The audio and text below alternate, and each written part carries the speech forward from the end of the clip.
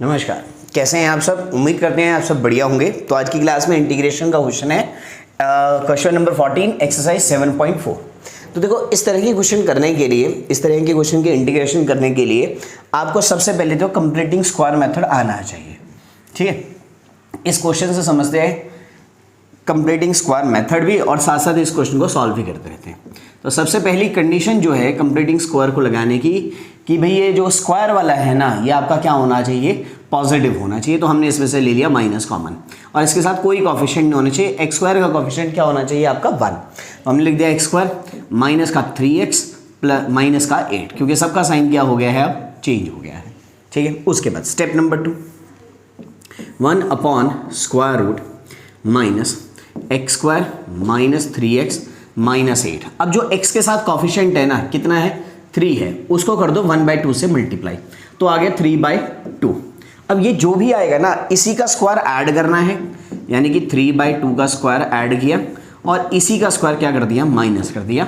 3/2 का square minus कर दिया। इक्वेशन में कोई फर्क नहीं पड़ा, चाहे तो कैंसिल करके हमारी इक्वेशन वही आ गई। ठीक है भाई, नेक्स्ट बात करते हैं नेक्स्ट स्टेप में। नेक्स्ट स्टेप में आपने क्या करना है, इंटीग्रेशन 1 अपॉन स्क्वायर रूट, ये है माइनस का बाहर, एक्स स्क्वायर वाले को एक जो आपने ऐड किया है वो एक साथ रखा और माइनस में ये जो x है ये आपने एक साथ रखा, जो बाकी बच गया वो एक साथ, -8 माइनस 9/4 वो एक साथ रख दिया।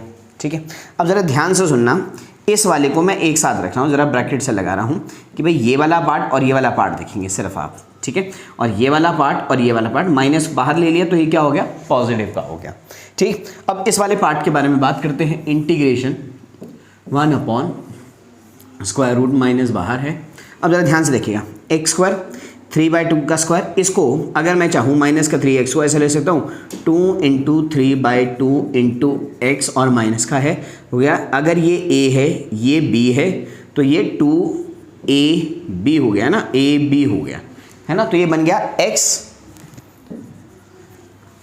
जो आपने स्क्वायर ऐड किया है, जिसका स्क्वायर ऐड किया है वो लिखा, अगर आपको नहीं समझ आया होगा, और इन दोनों के बीच साइन वो लगेगा जो x के साथ साइन है, क्या, माइनस। तो ये बन गया इसके कंप्लीट स्क्वायर का फॉर्मूला, बाहर माइनस माइनस। भाई इसको सॉल्व करते हैं, 8 चौके 32 और 9 41, 41/4। क्लियर है, तो उम्मीद कर रहे हैं यहाँ तक आपको समझ आ गया है।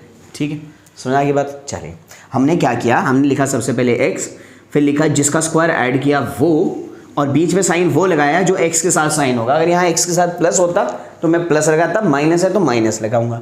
ठीक है, अब आ जाओ भाई, इंटीग्रेशन 1 अपॉन स्क्वायर रूट।